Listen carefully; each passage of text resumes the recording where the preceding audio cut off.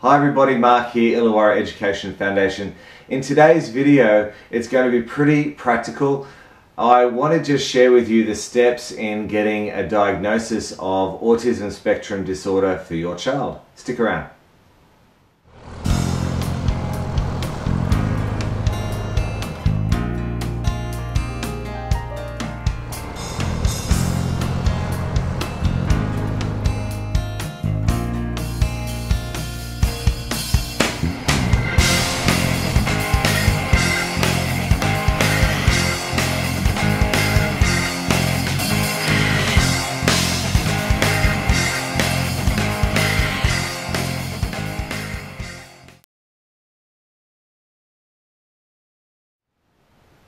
Thanks everybody. So here we are, we're going to look at a step-by-step guide on how to get an autism diagnosis from some doctors about your child.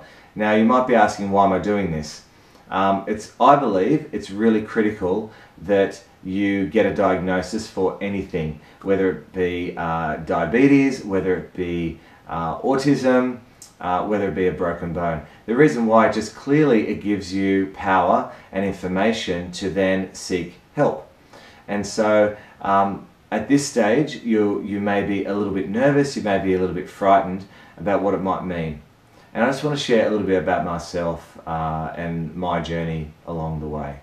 So I really don't talk about myself during these videos deliberately, because it's not about me, it's about sharing my knowledge with others to help other people. But I do just want to briefly share so that you understand that someone gets what you're going through. I have 5 children. My 3 boys are all diagnosed with autism, along with some other complaints, if you like. And so I really understand the difficulty of actually admitting there may be some quirkiness or some differences with your kid as perhaps the other kids maybe in the playgroup or preschool. So just want to let you know that's normal feeling. The next step that I want to encourage you to do is to confront that feeling and seek help.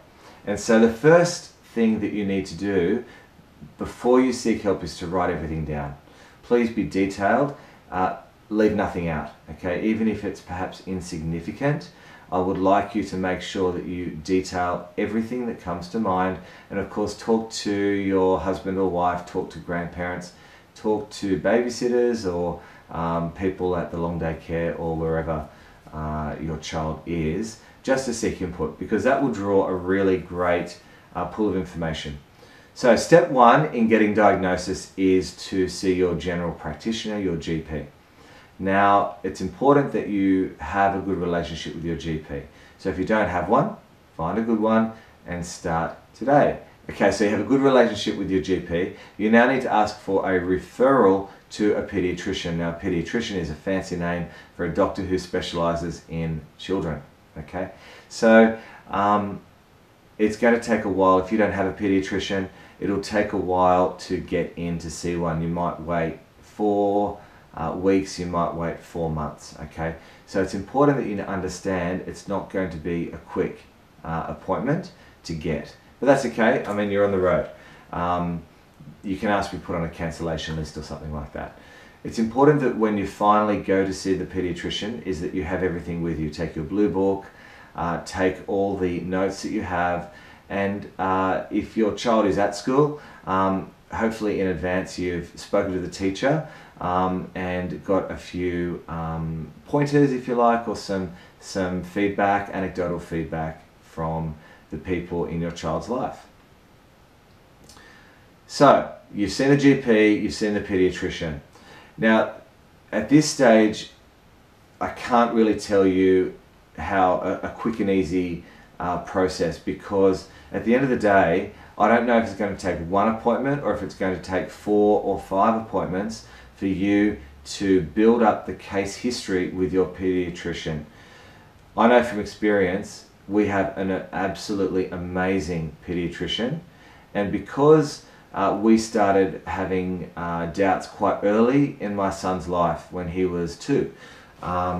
We had some serious doubts about developmental milestones and speech and thought processes and things like that. Partly because I'm a teacher, I have worked with autistic children and children with other disabilities.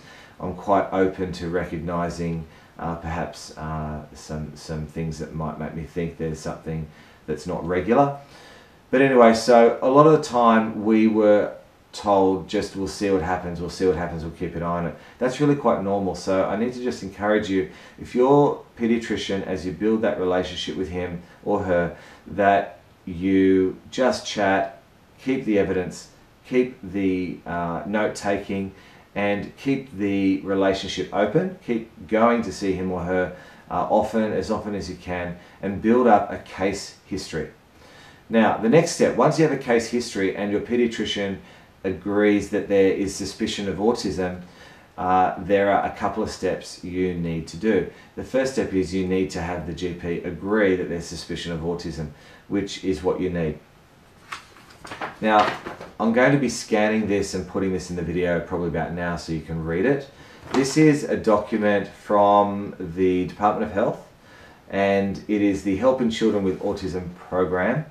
And this is a really important document because our GP, who is absolutely marvellous, who has lots of kids who are autistic on his caseload, even he was a little bit unsure about the codes that you need for Medicare.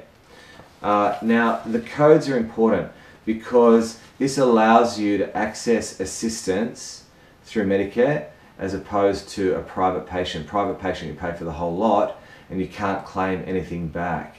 Now, if you don't understand how referrals work, a few moments ago I said you go to your GP to get a referral to your pediatrician. The whole thing with a referral, a lot of people don't understand, that allows it to go through Medicare, where it can be subsidised by the federal government here in Australia.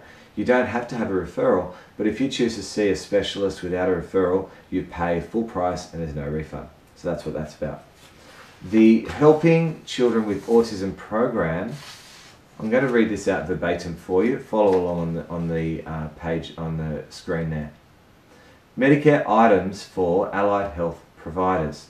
Under the Helping Children with Autism program, a child can be referred by a consultant paediatrician or psychiatrist for the following allied health services. Up to 4 diagnostic assessment services from, and you can see there.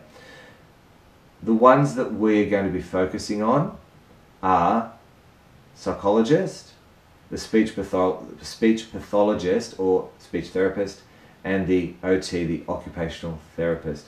All the other ones are marvellous. Of course, that's up for you and your paediatrician to decide. Now, psychologist focuses on the social aspects of the diagnosis. So that is also he or she will focus on memory, processing skills, lots of different things that are tested at this stage. And of course, it's very hard to test children at some ages. So with our psychologist, we had several appointments with her. Again, a great lady who was very open and very understanding. So you need to understand, I really want to make clear in this video that one appointment may not do it. You may need to make several appointments with each professional to build up that understanding, the case history, before you're going to get a yes or a no, if you like. So you have the social aspect covered with the psychologist. You then have the speech pathologist. Now the speech pathologist covers communication. Now the speech pathologist is trained in understanding how we form sounds. And so there are lots of different things there that he or she will look at, physiological as well as how the mouth, lips, tongue, teeth, how they all interact, the soft and hard palates, to form sounds, and if there are things that need correction.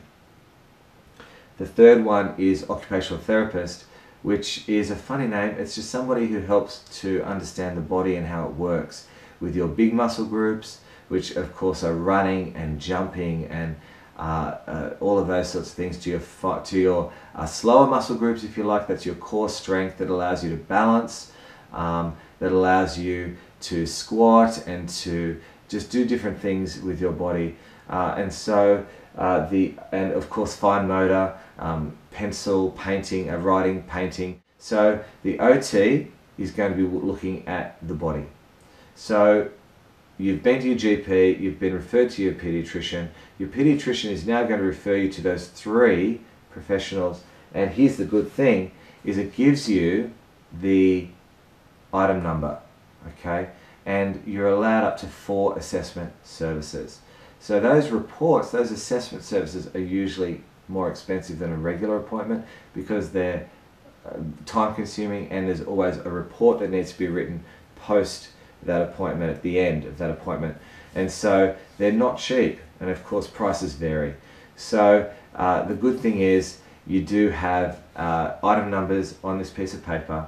Take this with you to your appointments to help on the receipt. When you pay for the service, it must have the item number on the receipt so that when you take it to Medicare and claim it back, it is correct.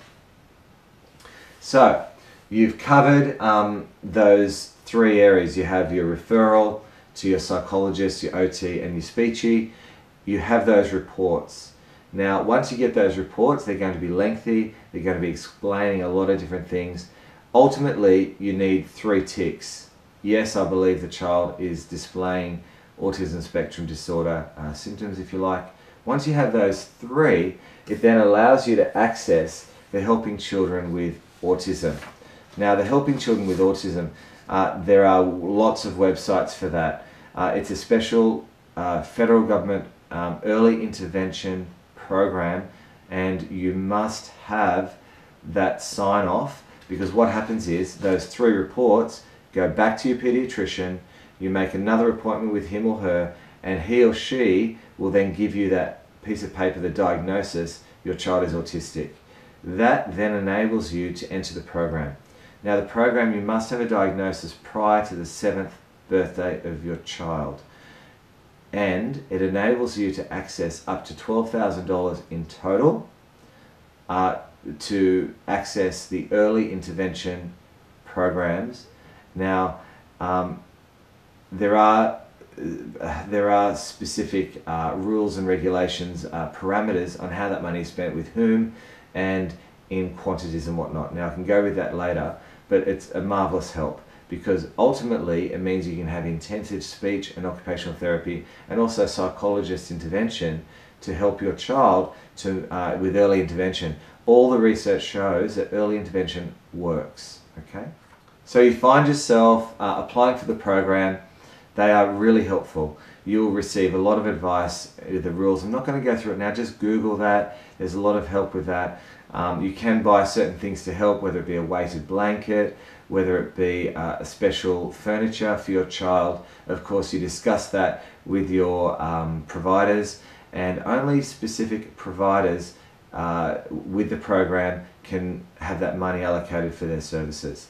So we have a speech therapist, as an example, who is not a registered Helping Children with Autism provider, so we can't use her with that program. So we can use her, of course, privately and using our private health fund, but of course we can't use that money on her. So you just need to be aware there are parameters, and it's your choice. They, of course, will suggest practitioners who are registered, so just talk with them. They're really, really, really helpful. Okay, you've now been involved with the early intervention programs. You have that piece of paper, if you like. I now want to talk about the state system in New South Wales for public schools. This is where, again, working with your local school is really helpful. Take along all your reports, take along all your diagnosis, letters and information to your local school. Make an appointment, of course, chat with the key people there. It's going to be your learning and support teacher, your last, if you like, maybe the AP, the assistant principal for the grade that your child is in, and maybe even the school counsellor and the school principal. But again, you just make an appointment and the key people are there to help you. Now, with your reports, they need to be up to date. So we get reports on our kids done every 18 months. 12 to 18 months is when we have our speech, OT and psychologist reports updated. The reason is because our kids grow and develop and their needs change.